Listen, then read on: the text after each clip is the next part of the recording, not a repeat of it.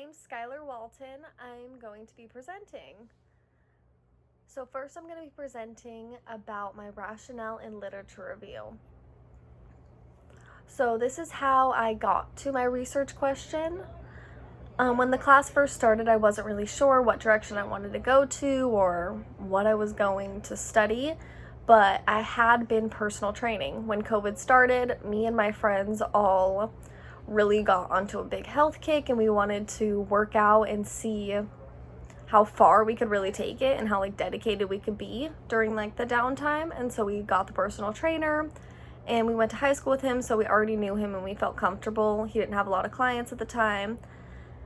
And then during that time, I watched his business grow and all of the different clientele that came to him and how public he was with his views and how all of that kind of went into his brand and how people communicated with him and how much people trusted him. So because of COVID, a lot of people were very I don't know, do I want to work out? A lot of gyms shut down, a lot of things were just taken away, and he was very open about keeping things open, and he had safe protocols and things like that. And so that was definitely something that I noticed, that everybody who went there had a similar viewpoint as him and didn't see it was a big problem. They all kind of looked for it and were like, yes, you agree with me, you're on my side, we both think this is all BS, I trust you even more. And that sparked my research question was, how has the pandemic affected leadership and personal fitness trainers when communicating with their clients?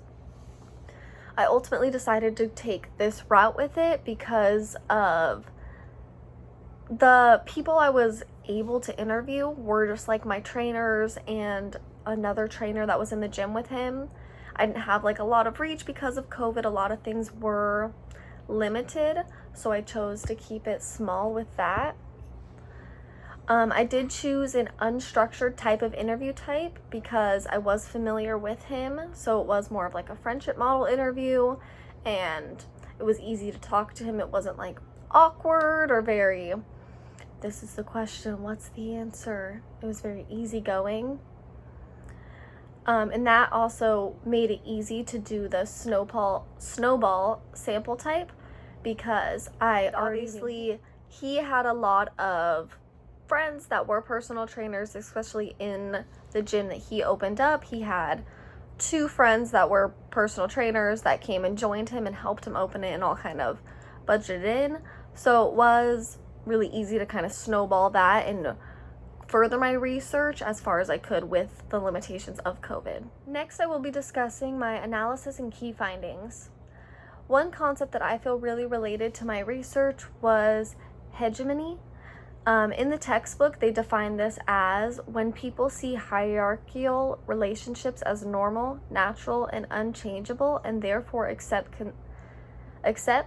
consent, internalize, and are complicit in reducing norms that are not in their own best interest. This is a critical paradigm, and it's very relevant to my research because I feel a lot of the people that come in to the gym and stuff, they are all in the same boat where they all feed off of the same interests and viewpoints and political opinions and things like that, where they don't really look at their own well-being or what's actually better for their big picture and their health. They're just more following blindly because he relates to the status that they want him to relate to, and he's just hits all the marks that they like, and so they really want to agree with him even though it may not be in their best their interest. This all related to my key findings. One thing that I definitely found during my interviews and stuff is Devin had a very cocky mindset when talking about it, and so did his other trainer, Nate. They were both very nonchalant about COVID and about how it affected their business or how it could alter their leadership. They both looked at it as not of an issue, which I found very interesting. And I think a lot of other gym owners would not feel the same way. I think because of where they are and the location they are and the certain clientele that they're appealing to, like specifically in East County, is why they're able to kind of like take it there and like push this kind of brand, versus other gym owners would want to be more inclusive and more open to other people. I feel it would seem like that would be more brand smart. I have not taken my research this far, but this is where I believe it will go if given the opportunity. For my conclusion, I would like to readdress my research question, which states, how has the pandemic affected leadership and personal fitness trainers when communicating with their clients? I believe that we have somewhat answered this question. For my particular area and my particular gym, I have answered this question. I do know what influenced his leadership with his personal clientele and like this specific clientele with his area. There still is a lot of room for more research within this topic and around gyms and personal trainers in general. When I've been doing my research, there wasn't a lot that was like specific to personal training and like the communication styles that go along with that. So I found it really interesting around that, and I think that there's so much more that could be expanded on, especially if I was given the opportunity to interview multiple people from different gyms in different areas of San Diego. I think that the data would be really all over the place and not similar like how it was at my specific location.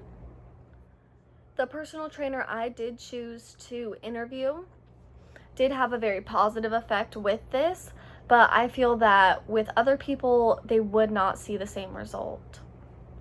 And that is why I believe there is so much more research that needs to be done around this. Thank you so much.